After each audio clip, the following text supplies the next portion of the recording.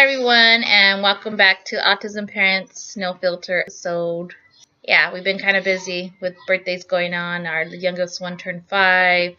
IEPs. Oh yeah, we had an IEP. We did. IEP for Nicholas for next year.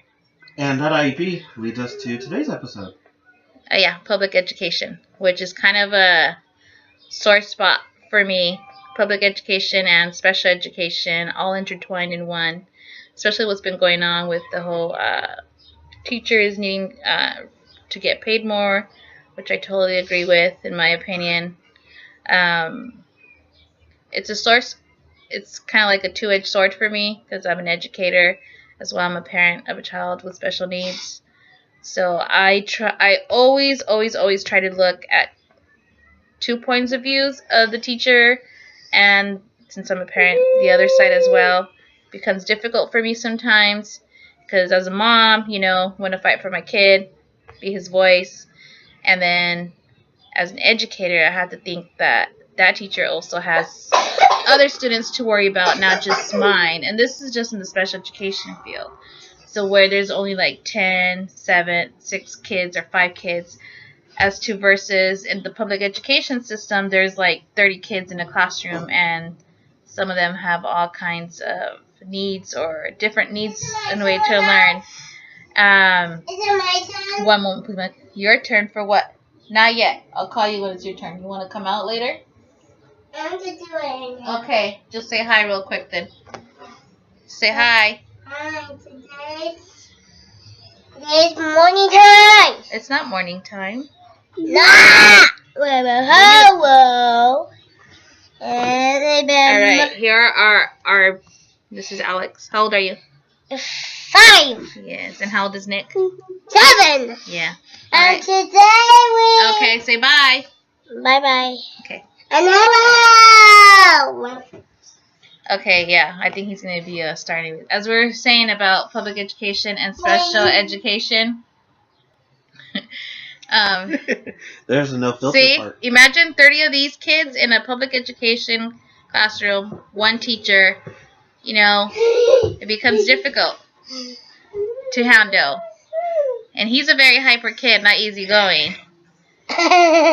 So, That's I'm not me. going to say he's an angel because he's not. And we're back. As you can see, imagine having 30 of those, like I said, 30 of those kids on a daily basis, Monday through Friday, from 8 a.m.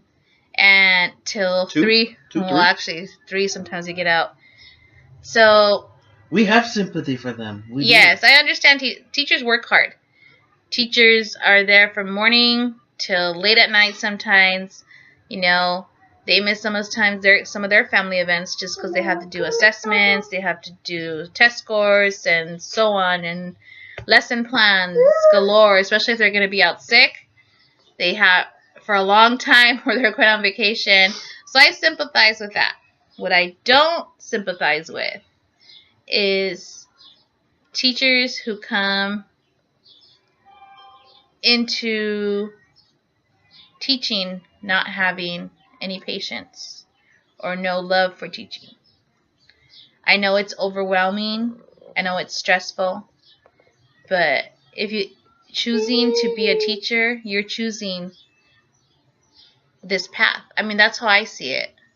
I mean, when I chose to go into education, I knew that I'm going to have to, there was going to be hard times, difficult times.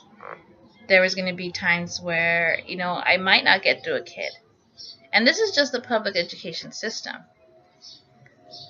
I mean, what do you think about public for just general public education right now?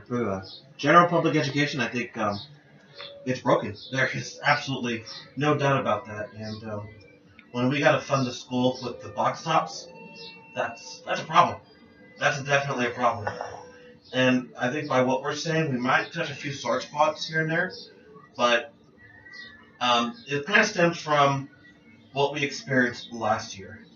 And we just brought up the IEP, which we just had for Nicholas. And this year, this was our first and only IEP for this school year. I guess what he's saying is the special education program inside of public education. Because our son goes to special ed it's an autism all focus class, but it's within our public schooling. It's a public education. Well, going back to public education, it is broken. But yes, now back to special education. Well, we'll finish first with public yeah. So before he starts into that, that's what public education is. So like 30 kids in one classroom, basically. And all these kids have different types of learning disabilities, different needs that each teacher has to meet. And I don't think it's necessarily broken. I just necessarily think that there needs to be more money in the system. Because there's educators there that are willing to like teach and have new teaching techniques and so on. But I feel there's not enough funding for it. I feel like it's the last. I feel like we're the last of the top of things that needs to be done. I think we're like the bottom. And kudos to those teachers that spend about 3/4 of their paycheck. Yes, on supplies. Just to fill their classrooms. So I feel like the public education system's ignored, and I think that's when charter schools started and all these other like parents, like they want more for their kids. What parent doesn't want more for their kids? Which is exactly where we start going into special ed. I know, because people always ask me how come you don't try to mainstream or fully include Nicholas. And in my head, I don't think he is ready. I wouldn't set him up to fail, and I wouldn't set up a teacher to fail. He is barely says 1 to 2 words, sometimes 3. His new goal is to say a full-on sentence for next year. So he has goals set for him. And I think if he were to be in the public education system in a regular class, I think he wouldn't strive, especially if there's other kids. Even if I were to provide a one-on-one for him and like this, I don't think it would work for him at this time. So I know what works and what wouldn't work for him. But sometimes I feel like most parents don't. And it's not because, they don't want to. It's just you want your kid to be successful. What parent doesn't? You want your kid to be like, yeah, my kid got an award. Yeah, my kid got this. Please. Get your cup. And so on. So as we go into special education, I'll kind of let him have the opinion because he's more of the parent side than the educator side. I think I try to play both roles and I end up just confusing myself. So, hi. All right, so last year, we're not going to mention any names, or I'm not going to mention any names. I'm not going to mention the school district or anything like that. But for those of you who know us, you kind of know where we're from and where we're talking about. So as I mentioned earlier, Nicholas only had one IEP this year. And that's significant because last year he had 3 IEPs. And the reason being is because we had an issue with the teacher, I guess you could say, just flat out. And this is one of the situations where we tried playing both sides of the fence, as my wife said. We tried to see both ends of it, and we know how difficult it is. And we've seen how difficult it is, and we've seen how difficult it is to have a class with special needs. Having said that, though, we feel like we lost a year from last year, and this is what we're talking about. Where we know that some educators are dedicated, and then there's some educators who are just unfortunately there just to collect a check. I'm sorry, and I know that I'm going to touch a sore spot on that, but what happened last year was really unacceptable. And I'm not going to get into real details. Again, I don't want anything, repercussions or anything like that. But there's a situation that happened, and it just seemed like it was a big giant snowball from there. And it seemed like I said we lost a year. It just seemed like the teacher really gave up on Nicholas, and every day was a battle to get him to school. He used to love school. And last year, trying to get him on the bus was a challenge. He was kicking. Honestly, some of the bus drivers were afraid of him because he was constantly hitting and kicking. And when he got to school, all we got, well, first of all, we got nothing. We got no communication. And that's one of the things that is very, very important between the parent and the teacher when it comes to your child's education, especially in special education, is the communication. The teacher he had before that, we would get daily logs on Nicholas' progress, whatever Nicholas was doing throughout the day, what set him off, if he was having a bad day. Last year we got none of that. We were lucky if we did get a phone call. And we were really surprised if we got a written note home. And like I said, that was just far and few between. Yeah. So we didn't know what was going on in the classroom. And so it turns out it was just this big old ball of Nicholas acting up every day, being aggressive. And the sad part was the teacher wasn't communicating to us. And it's one of those situations where let us help you. Help, talk to us. Let us know what's going on. Maybe we can help you kind of unlock some of those secrets that were inside. But we never got any of that. Hence why we had 3 IEPs that whole year, all of last year. One too many. It really was one too many. It was a really... I'm on a bitch session right here, but it was a bad year. In all honesty, it was a very bad year. And like I said, it was just bad. We lost a whole academic year. It just seemed like Nicholas regressed a little bit, and he was doing so good. And so finally, we got that year back this year. And like I said, we only had 1 IEP, and that was really just to discuss his goals for the next academic year. And so it was really a night and day situation. I think because we were more communicated this year. To me, the ideal special education program in the public school is communication with your teacher. You're always going to have negatives, but it's good to hear positives. I know his negatives. We know our child. We know what he can and can't do. We know what triggers he has, and we have to think it's going to go on to school, especially with different environment from home, where anything could happen. So we know this. I know parents who have children on the spectrum know this. Parents who have other kids with different type of disability. You know what their triggers, their meltdowns, what they can't control. I know what he can't control sometimes. But it's, as a parent, no matter what, you still want to hear positives from the teacher. So that's, last year we heard nothing but negative. Negative, negative, negative, negative. Negative, negative, negative. And then this year it was the positive, with the negatives. And they worked with us where, I would say, can you try this? It works at home. You want to try it? And they would say, yeah, let me try it. Let me do this. Sure. Communicate via phone, via folder, via writing. It's been a two-way street. Absolutely is. You give, we take, we give, and so on. And that's how it works. That's how it's supposed to work. We're supposed to help each other out in order so the child could progress. And in public education, that's how it should be. And sometimes parents like, my kid's got... Even if your kid is a straight A student, have that support still. Like, you know what? Good job. Let's see how we could do this. Maybe just get involved in extracurricular activities.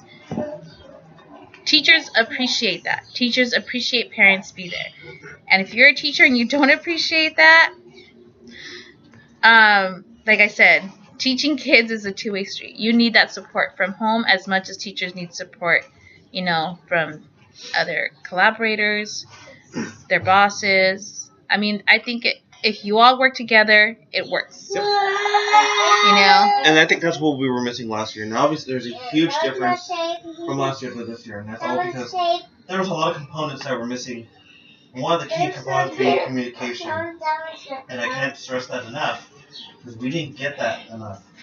And the communication we did get was all negative. And just reiterating everything that she just said. We know the negatives, but again, you tell us something good that happened. Maybe did you try something? We weren't getting that. Yeah. And that just kind of showed either the lack of experience that this educator had, and I think that's another point is if you're going to go into this field, go into the field knowing the challenges that you're going to have.